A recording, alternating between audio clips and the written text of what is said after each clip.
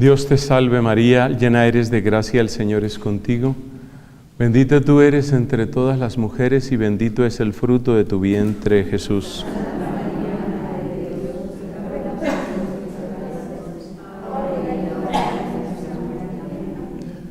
En nombre del Padre, del Hijo, del Espíritu Santo. Amén. La modernidad, tal como queda lanzada, proyectada en el siglo XVIII, es indudablemente una de las propuestas más ambiciosas de la humanidad, porque ya veíamos lo que estaba prometiendo pues la felicidad. Utiliza tu cabeza, utiliza la razón y llegarás a la felicidad. Prometía un progreso indefinido y prometía un entendimiento universal. Este optimismo propio de la modernidad luego se traduce en otras propuestas, incluso políticas.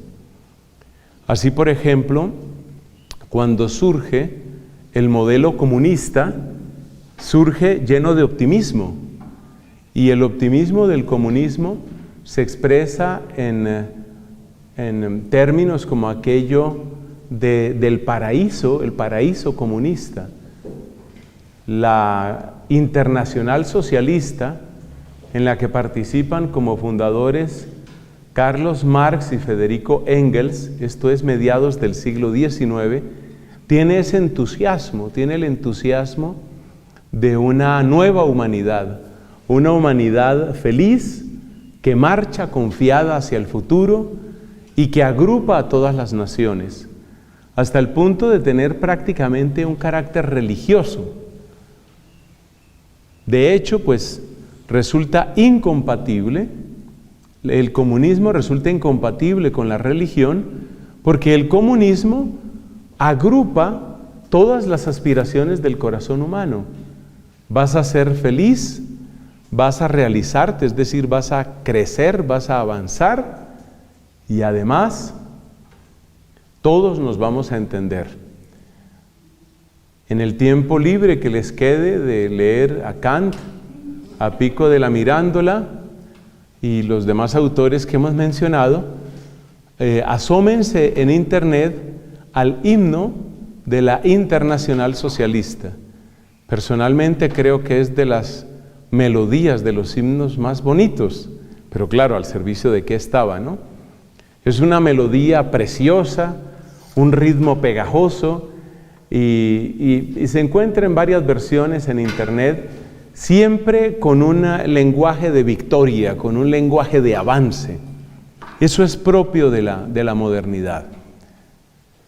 Con esto estoy diciendo que la modernidad tiene un impacto en distintos sistemas políticos.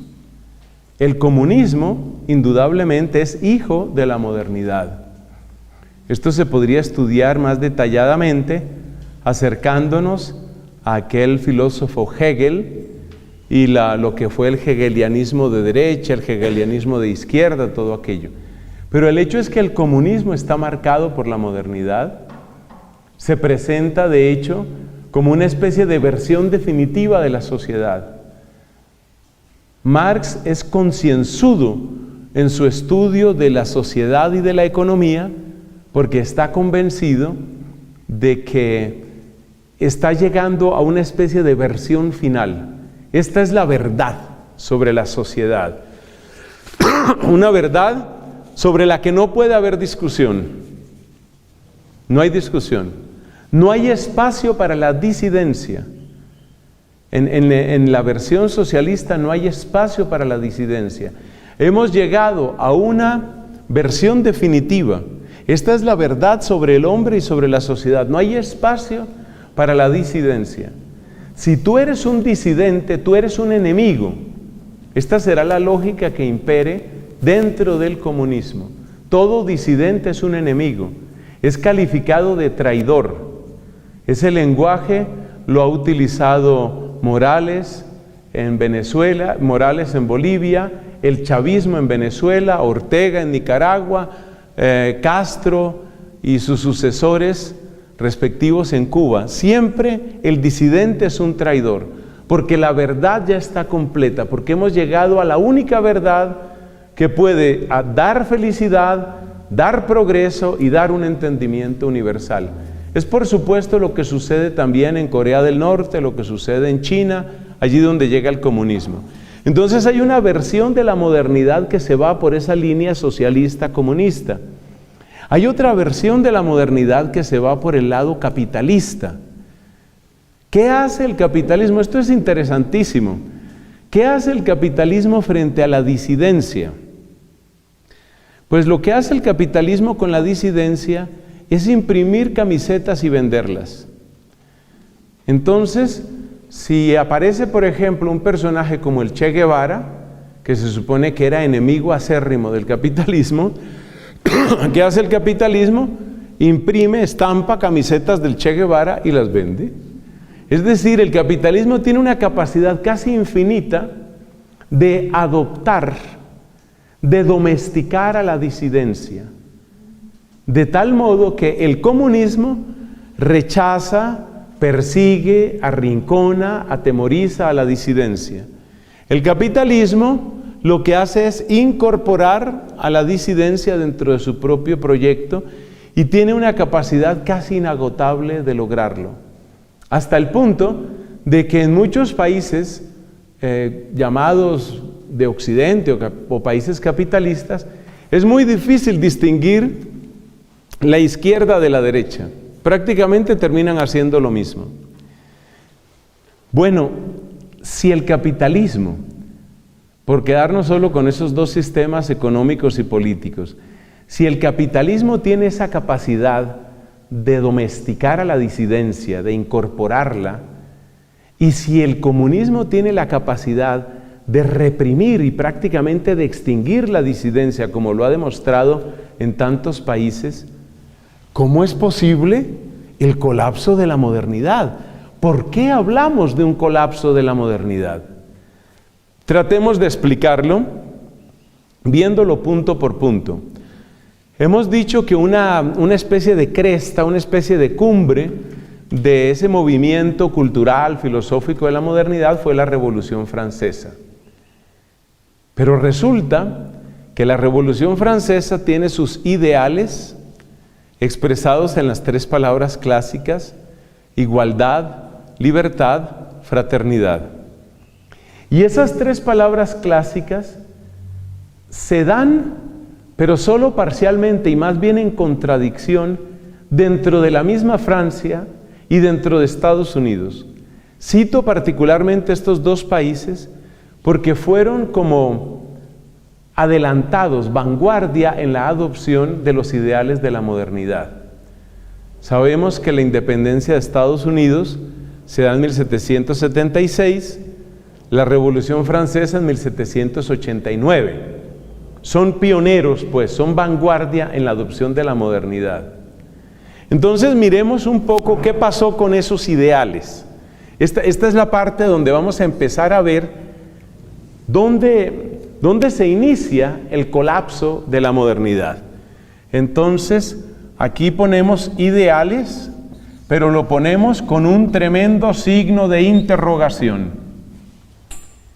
Para estudiar las contradicciones, porque de lo que vamos a hablar aquí es de contradicciones, es decir, que estos ideales parecían muy bonitos, pero en el fondo se dan terribles contradicciones en esos ideales. Los dos países en los que nos fijamos en este momento son Francia y Estados Unidos. Mire lo que pasa en Francia. En Francia se saca este documento sobre los derechos del ciudadano. Y del ciudadano es del ciudadano varón. Entonces la primera pregunta es: ¿qué pasa con los derechos de las ciudadanas? Los derechos de las mujeres. Porque se está hablando de igualdad, se está hablando de libertad. Entonces hubo protestas en Francia, en aquella época, pequeñas protestas, de mujeres que se sintieron excluidas porque el documento no hablaba de los derechos de ellas. Entonces ya por ahí te vas dando cuenta cómo se van a dar algunas contradicciones. Pero las contradicciones más notables sucedieron no en territorio francés, sino en colonias francesas. Muy especialmente en uno de los países más golpeados por muy distintos factores a lo largo de los siglos. Estoy hablando de Haití. Resulta que cuando los morenos de Haití se dan cuenta que existe un documento que habla de los derechos del hombre y del ciudadano, pues entonces los haitianos se ponen muy felices. Y los haitianos, este dato creo que mucha gente no lo conoce o lo ha olvidado, los haitianos son el primer país en declarar independencia en toda América. Ellos fueron los primeros. La primera declaración de independencia fue de Haití, pero eso no les gustó a los franceses. Entonces, fíjate, estamos hablando de igualdad, pero una cosa es el varón blanco en París y otra cosa es la mujer morena en Haití. Son dos cosas distintas. Entonces, tú le puedes poner ese tremendo signo de interrogación. ¿De qué igualdad estamos hablando? Si la modernidad tiene una propuesta de igualdad, libertad y fraternidad, realmente, ¿de qué igualdad estamos hablando? Entonces, la égalité de los franceses queda en cuestión. Y buena parte de las tensiones internas en la cultura francesa tienen que ver exactamente con eso. Si miramos las colonias francesas, considera el caso de Argelia, por ejemplo, o considere la negligencia de Francia frente al genocidio en Ruanda en tiempos mucho más recientes, ¿usted a qué conclusión llega? A que realmente, ¿cuál es la igualdad? O sea, ¿realmente importamos todos o quiénes importan? Entonces, podemos decir que la prehistoria del colapso de la modernidad son las inconsistencias internas, inconsistencias que se notan de muchas maneras. Mire, le doy un dato aquí de nuestro país, nuestra querida Colombia. Resulta que cuando llegaron a este país los evangelizadores, bueno, aquí llegaron conquistadores españoles y llegaron evangelizadores. Bueno, entre los conquistadores y colonizadores españoles hubo de todo. Entre otras cosas, pues mucho abuso, mucha codicia y no faltaron casos de violencia. Eso está claro y está en la historia. Pero resulta que el Imperio Español, con su régimen de patronato regio, apoyó la evangelización. Y con dinero de la corona española, misioneros, entre los cuales estaban nuestros dominicos de aquella época, estoy hablando siglo XVI, siglo XVII, los misioneros de aquella época, subsidiados por la corona española, se ponían en la tarea de construir diccionarios, gramáticas y demás herramientas para estudiar la lengua y la cultura de los indígenas. Muy especialmente, nuestros hermanos franciscanos y nosotros mismos los dominicos hacíamos esa tarea. Y podíamos hacerla porque resulta que la corona española, así como extraía mucho dinero, eso está claro, que sacaba mucho dinero por sus luchas y sus peleas allá con Francia y con Europa y bueno, todo aquello, así como sacaba mucho dinero, la corona española daba muchísimo dinero, especialmente para las obras de educación. Piense usted que en el año 1580, Bogotá fue fundada en 1538. A 40 años de la fundación de Bogotá, ya existía una universidad aquí. ¿Cómo es posible que se haya fundado una universidad? Esa es la Universidad Santo Tomás. Eso no tengo ningún interés, esto es totalmente neutro e imparcial lo que les cuento. Pero el hecho es ese, la primera universidad de Colombia pues fue fundada por los dominicos, pero los dominicos pudieron fundarla por el régimen de patronato regio y porque la corona española daba dinero para eso. Bueno, no solamente había universidad en Bogotá, en los distintos lugares de evangelización, los frailes auspiciados, alentados y subsidiados económicamente por España, estudiaban las lenguas y la cultura indígena. Esto es absolutamente fascinante. ¿Qué sucede cuando llega la llamada independencia? Cuando llega la independencia en Colombia, los gobiernos que suben no tienen ningún interés en los indígenas. Le estoy dando exactamente la verdad histórica. Por favor, corroborar, por favor, investigar. De manera que tenía más interés, tenía más sentido de igualdad de los seres humanos el imperio español que los gobiernos republicanos que subieron a nuestros países. De tal manera que cuando suben los gobiernos republicanos aquí, bueno, sabemos que está en el caso de Colombia está el gobierno de Simón Bolívar, luego viene Santander. Pues te quiero decir que de Francisco de Paula Santander en adelante, incluso en el caso de Bolívar, el interés por las minorías, el interés por los indígenas se va al piso. Nulo, se acaba. ¿Qué quiere decir eso? Que fíjate, mientras que el ideal republicano, que es el gran ideal, por supuesto, de la Revolución Francesa, porque la propuesta de la Revolución Francesa es la propuesta republicana. Por cierto, ¿por qué la gran propuesta de la Revolución Francesa es el ideal republicano? Por las razones renacentistas que hemos comentado. Resulta que para ellos el ideal de sociedad humana era la antigua Roma. ¿Y Roma cómo estaba organizada? Como una república. Entonces para ellos, organizar una república era volver a lo clásico, saltarnos la época considerada oscura en que la iglesia tenía tanta influencia. Vamos a saltarnos esa edad intermedia, que nosotros llamamos edad media, y vamos a volver a las glorias de la antigüedad, y en las glorias de la antigüedad, por supuesto, vamos a irnos ¿a qué? Pues vamos a irnos a la república. Pues los gobiernos republicanos, con bastante influencia masónica, téngase en cuenta, sin embargo, que una cosa es la masonería de esa época y luego la masonería que sigue evolucionando. La masonería no ha sido una institución monolítica, ni puede juzgarse la masonería de comienzos del 19 con la masonería de comienzos del 20 o con la masonería actual. Pero el hecho es que los gobiernos republicanos, masones, no tenían interés en los indígenas. Entonces tú te das cuenta de las contradicciones. Se estaba hablando de igualdad. Vamos por la igualdad, vamos por la fraternidad. ¿Cuál fraternidad? ¿Cuál? Cuando llegan esos gobiernos a nuestros países, desaparece todo interés por los indígenas, desaparece todo interés por las minorías afrodescendientes y todo se concentra en quién gobierna, quién tiene el poder. Es lo único que interesa. Un poco, casi diríamos hasta nuestros días.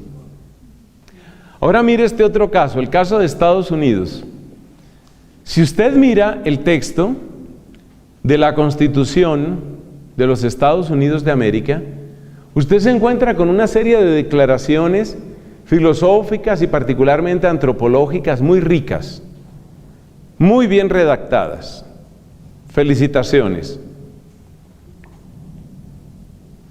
Por ejemplo, son enunciados de carácter universal. Acuérdate que una característica de la modernidad es la universalidad, el entendimiento universal. Entonces, dice la Constitución, todos los hombres han sido creados iguales. Todos los hombres, all men, todos los hombres. Bueno, vamos a suponer que ahí entendían, según la usanza antigua del inglés, ahí entendían hombres y mujeres. No entremos en esa discusión por el momento. Pero ellos decían eso, no, all men are created equal. Entonces todos son iguales, todos iguales. Ah, muy bien. ¿Y los morenitos? Mire, la independencia de Estados Unidos sucede en 1776. La firma de la Constitución sucede años después. No es inmediata. ¿Cuánto tiempo tiene que pasar para que se declare el fin de la esclavitud? Todavía no la igualdad de derechos.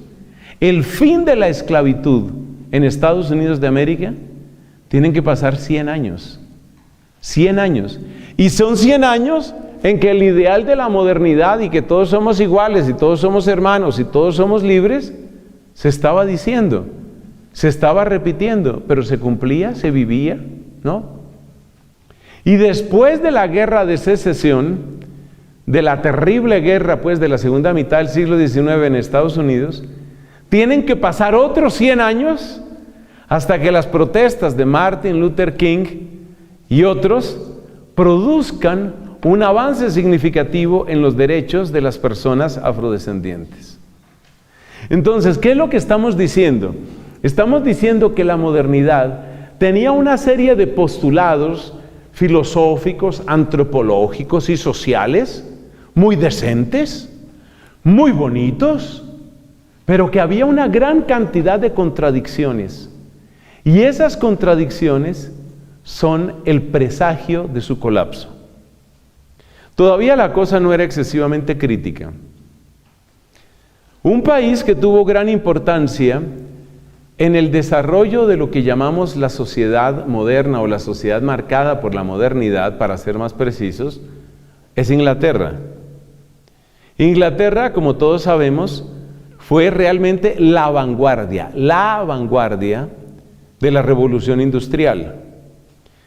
Pasemos por alto el hecho de que Inglaterra es un país, pues, absolutamente invasor. El enorme imperio británico pues fue hecho a base de invasiones y a base de trampas y a base de guerras artificiales y a base de juego sucio. No tenemos aquí nada en particular contra los británicos, pero lo que estamos diciendo es la realidad. Así avanzó el imperio británico. Pero hay algo todavía más serio.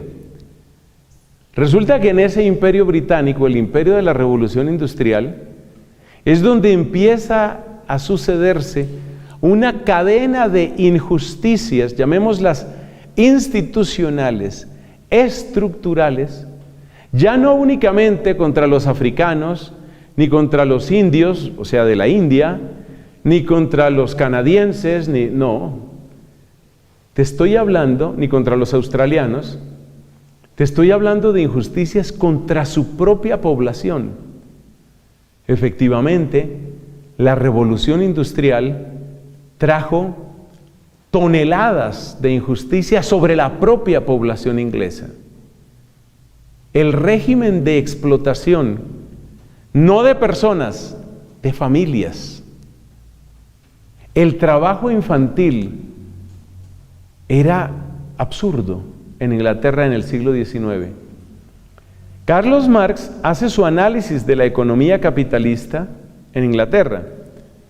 La lógica de Carlos Marx era esta: no hay país que esté llevando a mayor velocidad o con mayor éxito la revolución industrial capitalista que Inglaterra. No hay país que tenga mayor desarrollo. Por eso, Marx creía que Inglaterra era el país donde primero se iban a dar las circunstancias de la caída, no de la modernidad, porque Marx mismo actuaba con la lógica de la modernidad, sino la caída del sistema capitalista. Entonces, la predicción de Carlos Marx era que el primer país comunista del mundo iba a ser Inglaterra. Por supuesto, se equivocó del todo. Pero ¿qué es lo que yo quiero destacar? Lo que quiero destacar es que Inglaterra era un país que no solamente explotaba sus colonias, que no solamente tenía ese régimen de esclavitud, sino era un país que despedazaba a sus propios hijos con unas jornadas laborales absurdas. Realmente no era el caso de la máquina al servicio del hombre, sino del hombre al servicio de la máquina para multiplicar la producción y para multiplicar, por lo tanto, el lucro. Todas estas injusticias, la de Francia con Haití, la de Estados Unidos con su población afro, la de Inglaterra con sus trabajadores, todas estas injusticias sucedían bajo el paraguas de la modernidad. Entonces, autores como el mismo Marx se dan cuenta que la situación es insostenible. Pero resulta que la situación, se muere Marx y la situación sigue. Allá quedó Marx en su cementerio en Londres y la situación sigue. No, el colapso de la modernidad requería más que esas terribles injusticias. ¿Cómo se produce entonces? Esto es la prehistoria, la contradicción de los ideales. ¿Cómo se produce? Bueno, hemos dicho que la modernidad tiene una pretensión que es el uso racional. Es decir, la gente razonable, la gente sensata, la gente sensata somos nosotros. Nosotros somos los razonables. Y efectivamente, la tecnología va avanzando a pasos cada vez más rápidos en Inglaterra y el conocimiento científico y también tecnológico, pero sobre todo científico, avanza a gran velocidad en un país con una tremenda tradición intelectual. Estamos hablando de Alemania. Entonces, ciudades de Alemania, muy particularmente Tubinga, se convierten en capitales intelectuales del mundo. Es posible que muchos de nosotros no asociemos a Göttingen o Gotinga o a Tubinga, las asociemos con ciudades de gran desarrollo intelectual en nuestro tiempo. Pero la culpa no es de esas ciudades, la culpa es de lo que vino después. Y lo que vino después fue el nazismo. Y el nazismo sí fue un golpe brutal a los ideales de la modernidad. Tratemos de explicarlo un poco. Insisto, la modernidad plantea el uso extenso de la razón. Acuérdate que la primera promesa de la modernidad es: la razón os hará felices. Esa es la primera promesa de la modernidad. La razón os hará felices. Alemania, con su tremenda tradición filosófica, científica, investigativa, es que Alemania brillaba en todo en ese momento, en la arqueología, en la filosofía, en las matemáticas. Las mejores matemáticas del mundo, esta parte la sé por mis estudios previos al ingreso a la comunidad, las mejores matemáticas del mundo, digamos como país, se hacían en Alemania, eso no tenía discusión. La tecnología alemana mejoraba cada vez más. Tiene su fama que perdura hasta nuestro tiempo.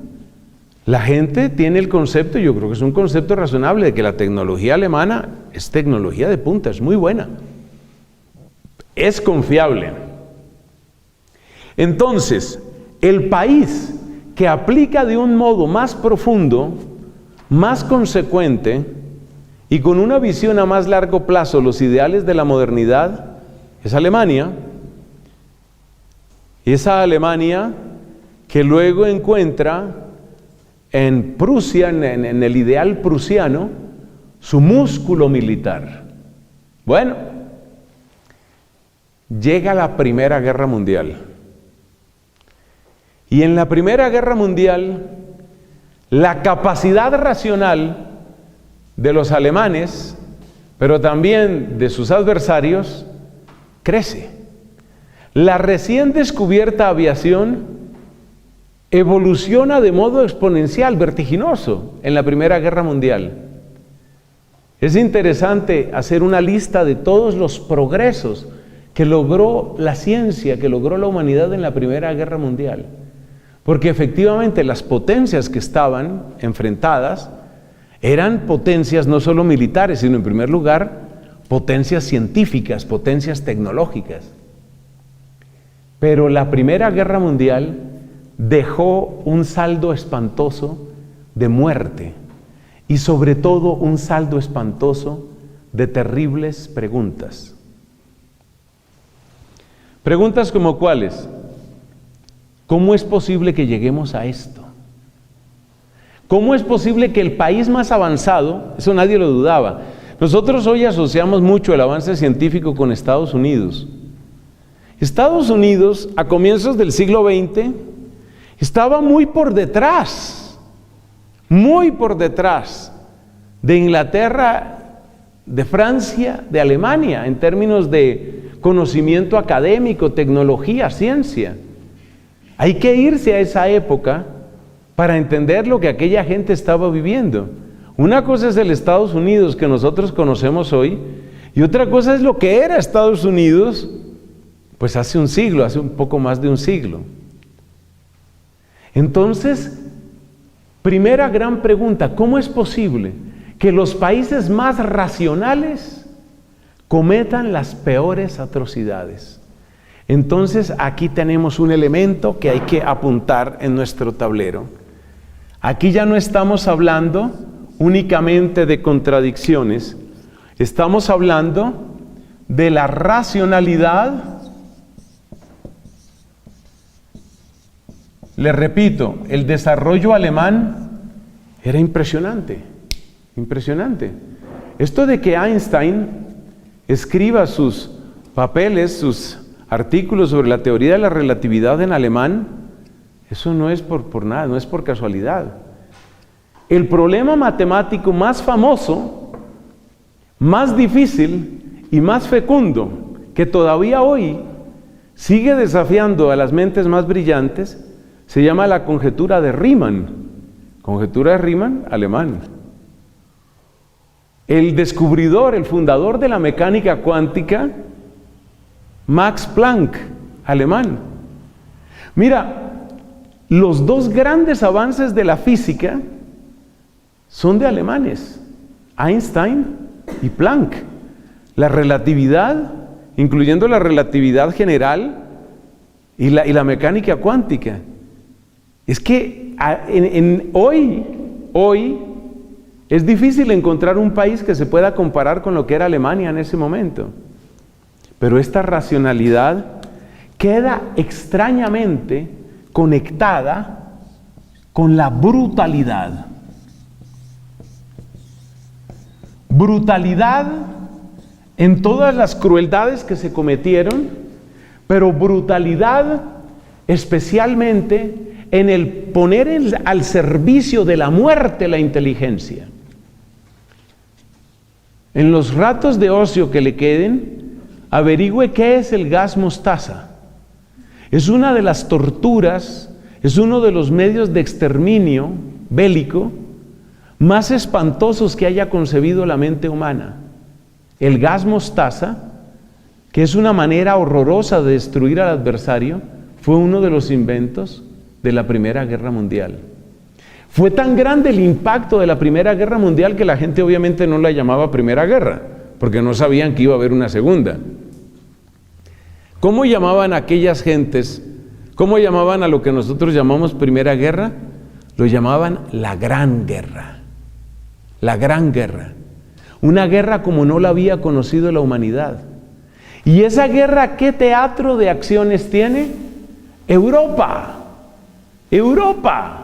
O sea, no es solo que Alemania, cabeza del progreso científico y de la racionalidad, esté involucrada. Es que prácticamente toda Europa entra. ¿Cómo es posible eso? Entonces, ¿para qué sirve la racionalidad? Ahí tienes la primera grieta, la primera fractura terrible en el proyecto de la modernidad. En los ideales, ¿cómo fue que las llamamos? Las promesas.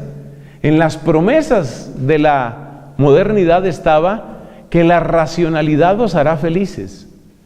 Cuando tú averigües lo que es el gas mostaza, cuando tú averigües lo que es enviar a la muerte de un modo espantoso, es más o menos como quemar por dentro a una persona, eso es el gas mostaza. Cuando tú averigües lo que es el gas mostaza y tú veas que eso fue diseñado por seres humanos, a ver, ¿cómo hacemos para destruir al adversario, pero destruirlo de la manera más absoluta, más dolorosa? Se trata no solo de matar, sino de matar creando terror. De eso es de lo que se trata con el gas mostaza. Entonces viene la gran pregunta. ¿Racionalidad al servicio de quién?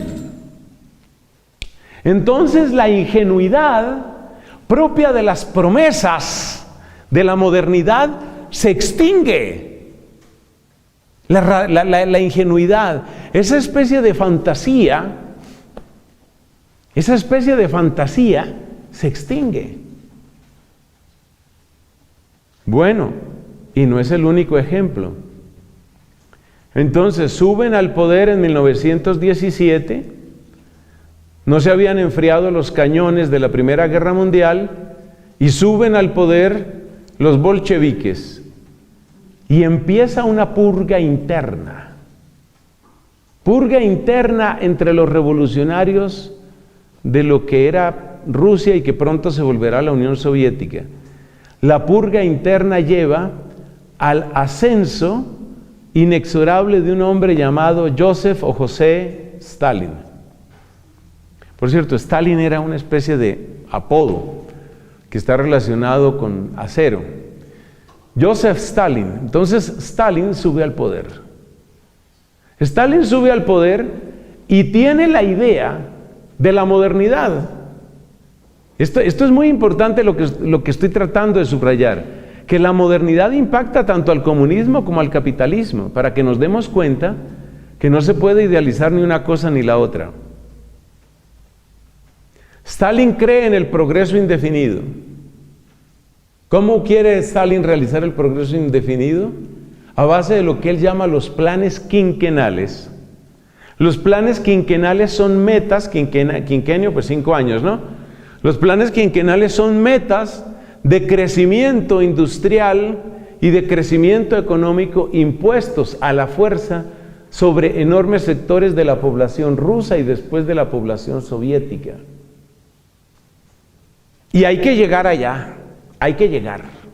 Como sea, hay que llegar allá. ¿Y los disidentes? ¿Los que no estén de acuerdo? ¿Los que quieran disputar el poder? Eliminados. Lo mínimo que se les hace es declararlos perturbados mentales. La estrategia típica en el mundo soviético, que es la estrategia que sigue utilizándose en Corea del Norte y en algunos lugares de China, hasta donde sabemos de China, porque en China hay también una cortina espesa que no deja ver exactamente lo que está pasando. Pero el método básico es declararte un enfermo mental. Porque acuérdese que la modernidad, según la modernidad, la razón es universal. Tenemos el entendimiento universal. Entonces, si tú no entiendes, si tú a la edad que tienes, no entiendes que la única manera de que avance nuestro país es con el Partido Comunista, si tú todavía no lo entiendes, debe ser que tu cabeza no funciona. Como tu cabeza no funciona, entonces hay que llevarte a un lugar donde te traten la enfermedad mental que tienes, porque claramente tu cabeza, tu inteligencia no funciona.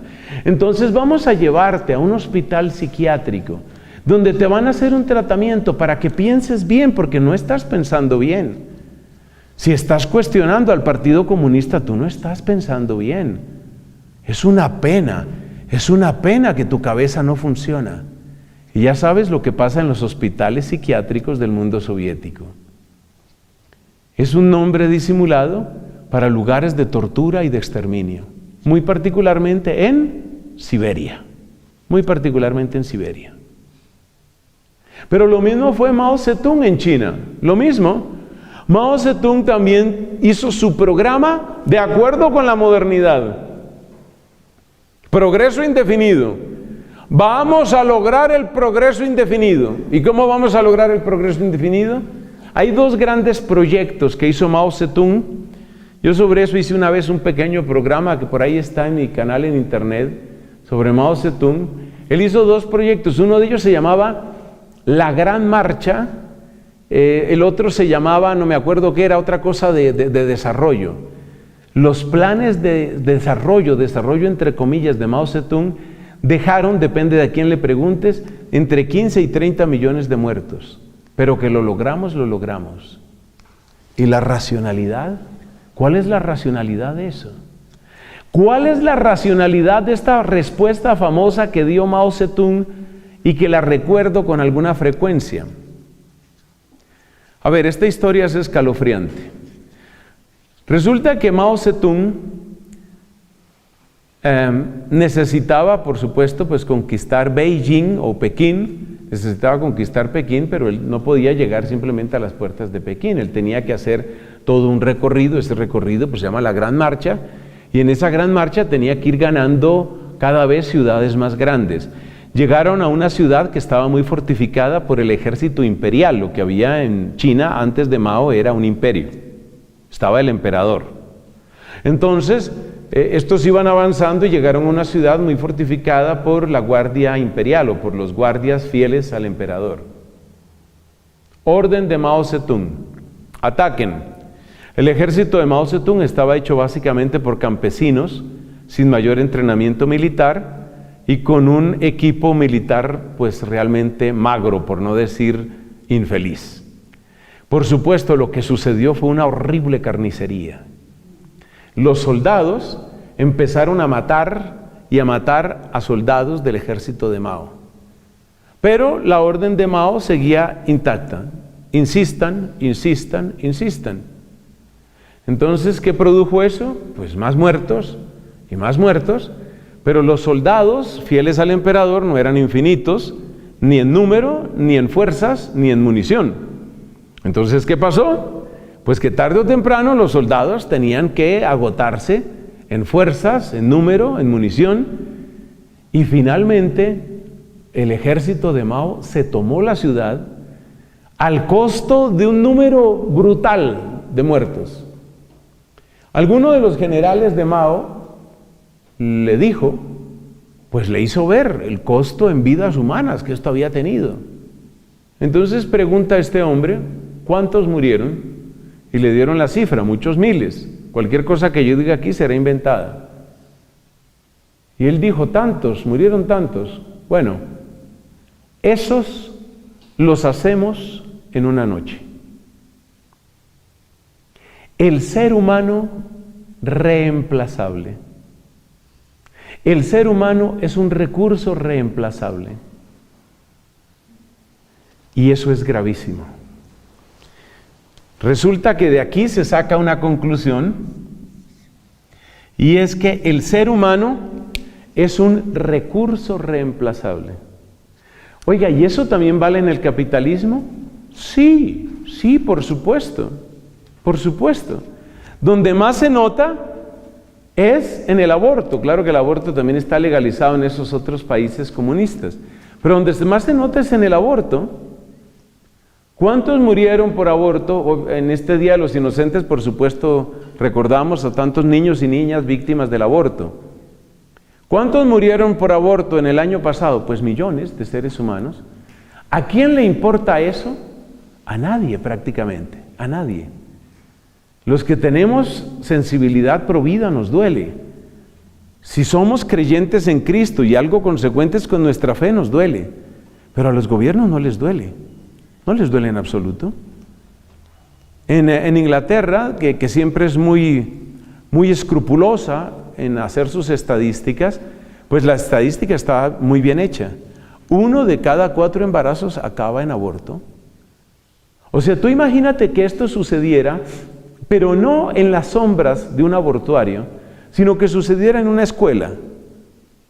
Imagínate lo que sería eso. O sea, tú pones en fila a los niños de una escuela, de un colegio, y empieza a matar a 1 de cada 4. Tú te mueres, 2, 3, 4, 5. Tú te mueres, 6, 7, 8, 9. Tú te mueres.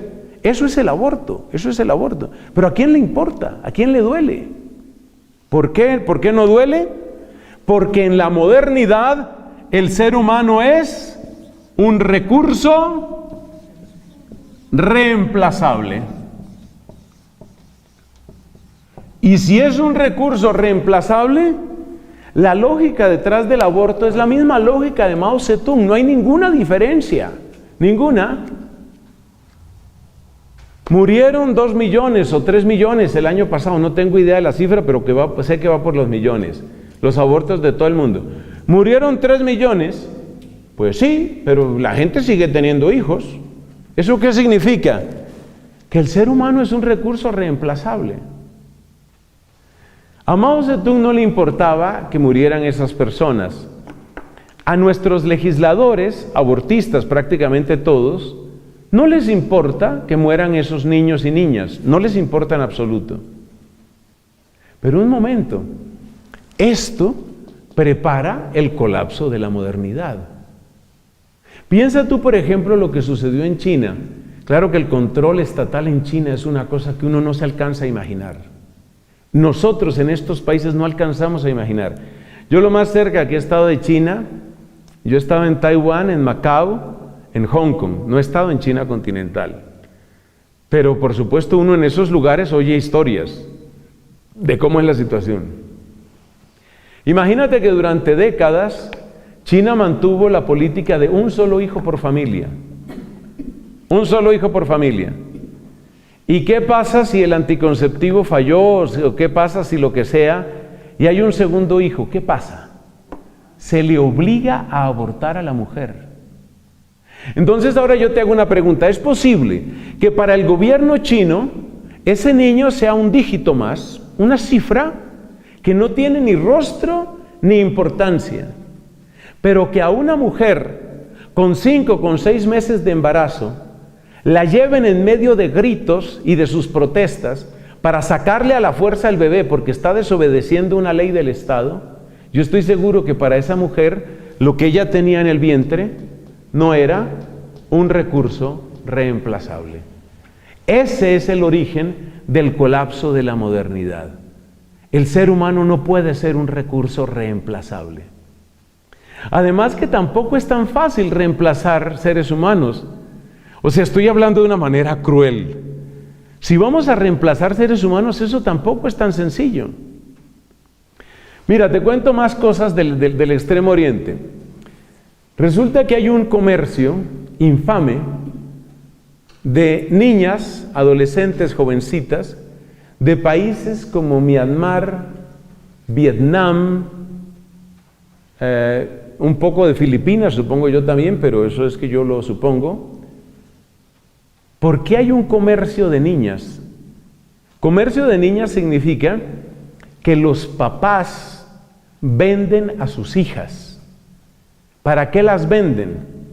Para que sean exportadas como si fueran ganado. ¿Exportadas a dónde? Exportadas a China. ¿Qué pasa en China? En China hay una sobrepoblación masculina. ¿Por qué hay sobrepoblación masculina en China? Porque durante los años de un solo hijo, entonces los papás solían escoger, si va a ser uno solo, que sea varón. Otro país donde el aborto en razón de sexo, creo que es un eufemismo tonto hablar de género aquí, es sexo, el asunto es sexo. El aborto en razón de sexo está causando un daño brutal en un país, en otro país, que por estar sobrepoblado en muchos aspectos, pues como que se nota menos. ¿Cuál es ese país? La India. ¿Qué está pasando en la India? Pues que hay regiones enteras donde no hay niñas. Y no hay niñas porque los matrimonios no quieren mujeres. Y como no quieren mujeres y hay aborto legal, acabamos con las mujeres. Se acaban las mujeres. Entonces, ¿qué sucede? Sucede que hay un comercio de niñas en el sureste asiático, hay un comercio de niñas y muchas veces son los papás mismos los que venden a las hijas. Las venden y las niñas van. Es posible que esos papás que venden a las hijas las miren como un recurso reemplazable. Es posible que los gobiernos que hacen la vista gorda frente a este problema vean a esas niñas como un recurso reemplazable. Y es posible que aquellos hombres que las reciben como esposas, quizás las ven como un recurso reemplazable, quizás. Pero esas mujeres, ¿cómo se miran a sí mismas? ¿Qué piensan ellas? ¿Qué sucede en sus corazones? Algo de eso sabemos por la cantidad de esas muchachas que prefieren suicidarse a vivir ese tipo de tragedia. Entonces la modernidad conduce a este callejón sin salida. El ser humano es un recurso reemplazable. La modernidad exalta el lucro, porque el lucro es señal de que yo estoy progresando. Entonces, otra expresión de la modernidad que transforma al ser humano en un recurso reemplazable es la espantosa explotación laboral. Es eso exactamente. Como sacerdote tengo ocasión de prestar servicio a poblaciones desde muy, muy pobres hasta gente bastante acomodada. Y si hay algo que me hace hervir la sangre en este país, es cuando uno oye de una persona que está pasando necesidad extrema, prácticamente hambre. Sobre todo me duelen las mujeres cabeza de familia, pasando hambre. Tengo un caso así reciente, de estas últimas semanas. Le pregunto a esta mujer, madre soltera, tiene un hijo, además ella está sosteniendo a la mamá que no puede trabajar y no tiene pensión. O sea, realmente ella es cabeza de familia. Se queda sin empleo. Entonces le dan un empleo a ella. Bueno, ya tiene algo para ganar. Le dan un empleo con ciertas condiciones. Le hago seguimiento a esa historia. Le pregunto a los pocos días, ¿cómo te ha ido en tu trabajo? Me dice, me han cambiado las condiciones. Ahora me ponen a trabajar más y me pagan menos. Y que si quiero irme, que me vaya, porque hay una fila que está esperando que yo me vaya. ¿Cómo se está mirando a esa mujer? A mí me duele toda injusticia económica y laboral, pero me duele sobre todo lo que es contra la mujer y muy especialmente contra la mujer cabeza de familia. ¿Cómo la están mirando? Un recurso reemplazable.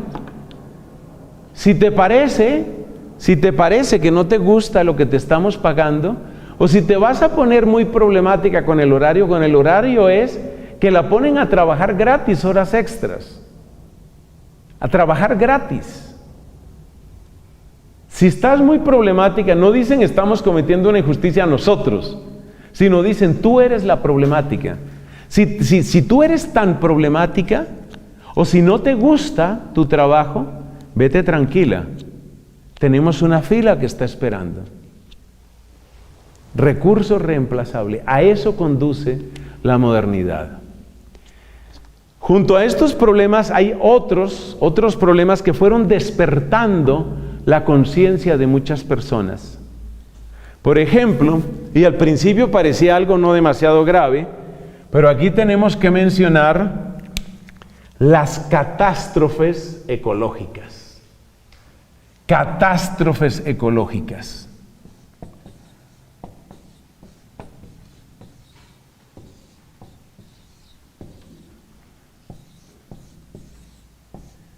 En su encíclica Laudato Si, el Papa Francisco hace un buen recuento de las catástrofes ecológicas que ya está viviendo el mundo. Hoy hay una sensibilidad mejorada con respecto a este tema. Pero ¿de dónde viene que haya catástrofes ecológicas? Viene básicamente de mirar a la naturaleza, mirar al planeta, como si fuera una cantera inagotable y un basurero que se autolimpia. Solo voy a mencionar un ejemplo. Ustedes tienen un buen estudio que hace el Papa, quizás demasiado técnico, diría uno, para una encíclica, pero bueno, sirve para que se conozcan las cosas.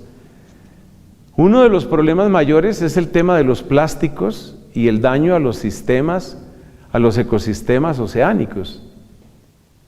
Resulta que, por una ley física de tensión superficial, lo que flota en el agua tiende a agruparse. Entonces se forman islas. Usted conoce los Estados Unidos, recuérdese el mapa de Estados Unidos, el estado más grande de Estados Unidos, creo que es Texas, si no es de los más grandes. En el Océano Pacífico hay una isla de plástico del tamaño de Texas. De ese tamaño es la isla. Imagínate el daño que eso hace. ¿Por qué se causa ese daño a la naturaleza? ¿Por qué se causa ese daño que, como bien dice el Papa Francisco, tiene repercusiones inmediatas en las próximas generaciones de seres humanos? Es que no es únicamente que desaparezcan especies, que ya es un empobrecimiento permanente de este planeta.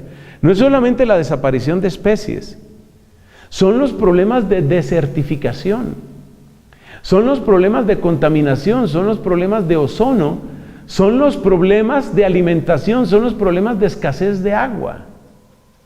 Básicamente lo que el Papa termina diciendo en Laudato Si, como denuncia, es que todo desastre ecológico termina convirtiéndose en una injusticia social. ¿Por qué? Porque el que tiene dinero nunca sufrirá escasez de agua. ¿Y los pobres? ¿Qué va a pasar con los pobres? Y el que tiene dinero siempre tendrá purificadores de aire. ¿Usted sabe que una de las industrias que está creciendo en el mundo son los purificadores de aire? Entonces el que tiene dinero pone su purificador de aire, porque tiene plata para comprarlo, plata para hacerle mantenimiento, plata para pagar la electricidad que eso gasta. Y el que no tiene ese dinero, pues que se llene de enfermedades, que se llene de cáncer o de lo que sea. Esa insensibilidad frente a la naturaleza, frente al futuro, frente a los pobres, es muy propia de la modernidad, muy propia de la modernidad. Porque esa injusticia, en el fondo, proviene del hecho de que yo voy a lograr las promesas de la modernidad, como dicen algunas veces en la querida España, caiga quien caiga, ya está. Yo a lo mío, a lo mío. Yo quiero mi felicidad, yo quiero mi progreso. Y el daño que eso produzca, problema de ellos. Es decir, que debajo de esta catástrofe ecológica, lo que tenemos es una escalada de egoísmo. Y esa escalada de egoísmo se convierte en una bomba de tiempo que se expresa, como también lo ha dicho el Papa Francisco, en fenómenos incontenibles de migración masiva. Hace años le escuché a un africano que hacía una denuncia en estos términos. Él decía, ¿por qué los recursos de mi país se pueden ir al norte y yo no? Entonces las maderas y el oro y lo que llaman las tierras raras, estos metales que son indispensables para la revolución tecnológica, todo eso puede salir de mi país e irse al norte, y yo no. Ahora, ustedes saben que el problema de la migración es un problema complejo, pero complejo como uno no se puede imaginar. Porque tampoco vamos a declarar inocentes a todos los migrantes, no vamos a ser ingenuos, y tampoco vamos a declarar inocentes a quienes facilitan la migración, que tienen sus propios intereses políticos y tienen su agenda global, según lo que se suele llamar el nuevo orden mundial. Entonces, aquí tenemos otro problema, y con esto vamos terminando. Aquí tenemos el otro problema grave, muy grave de la modernidad, que es lo que podemos llamar la institucionalización del egoísmo por capas, o el egoísmo jerárquico. Aquí llamamos egoísmo jerárquico. Bueno, egoísmo en principio significa la persona, no el ego, yo. Pero es que también hay egoísmo de pareja, y también hay egoísmo de familia, y también hay egoísmo de raza, y también hay egoísmo de país, y también hay egoísmo de bloque económico. Entonces, el gran desastre que producen estas catástrofes ecológicas es, aquí lo llamamos, la institucionalización, Entonces, escribir bien, por favor. Institucionalización, está muy larga esa palabra. La institucionalización, o sea, esto se vuelve una institución. ¿Qué cosa? El egoísmo. La institucionalización del egoísmo.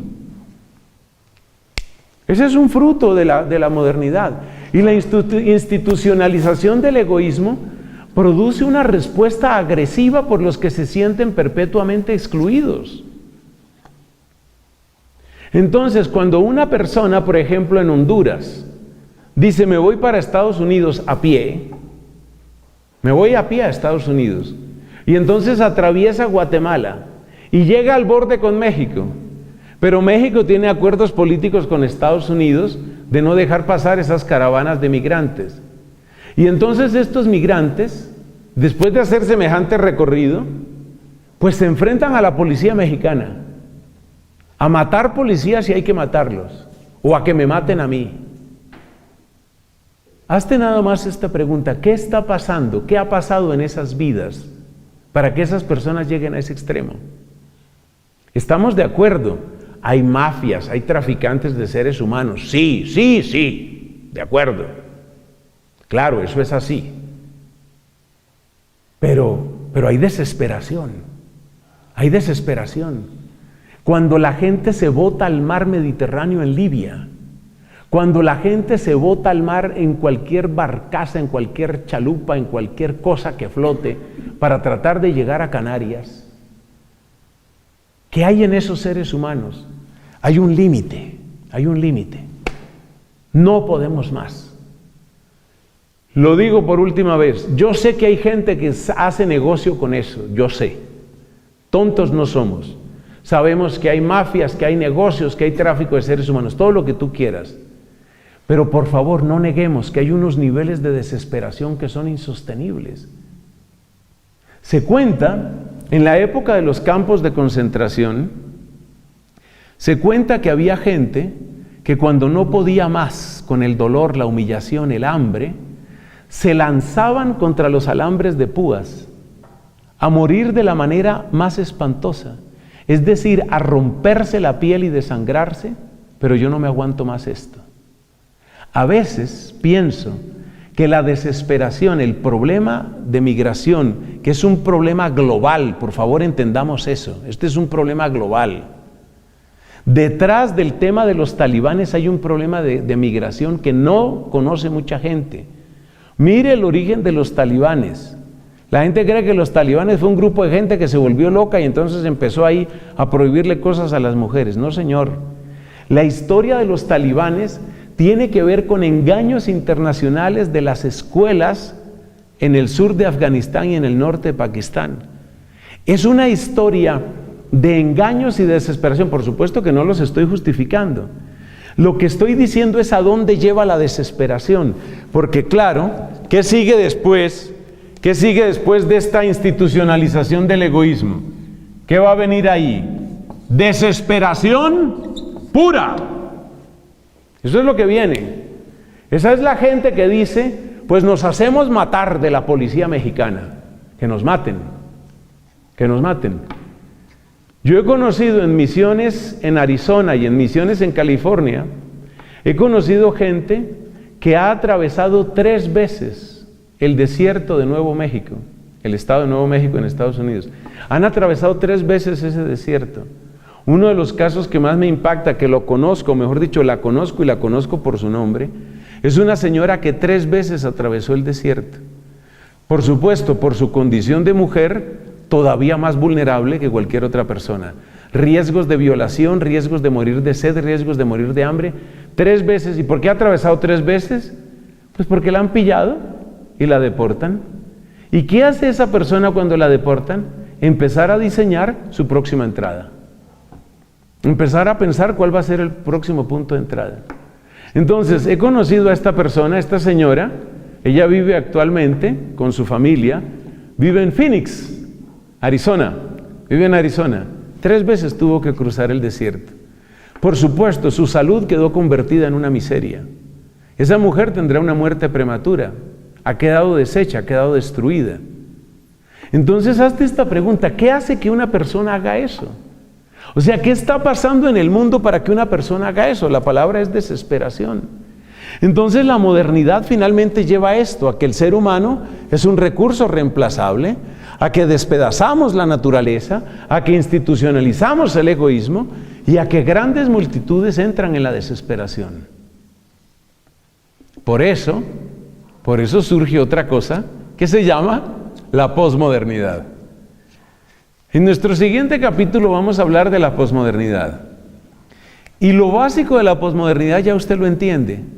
Lo básico de la posmodernidad es una desconfianza del proyecto de la modernidad. Una desconfianza sobre todo de las 3 grandes promesas de la modernidad. La desconfianza total. ¿Cómo puedo yo creer en un proyecto que hace que encontremos 30 cadáveres insolados y deshidratados en las aguas del Mediterráneo? ¿Cómo puedo yo creer en un proyecto que produce eso? ¿Cómo se puede creer en un proyecto que no logra solucionar situaciones de extrema pobreza en tantas personas? ¿Cómo se puede creer en eso?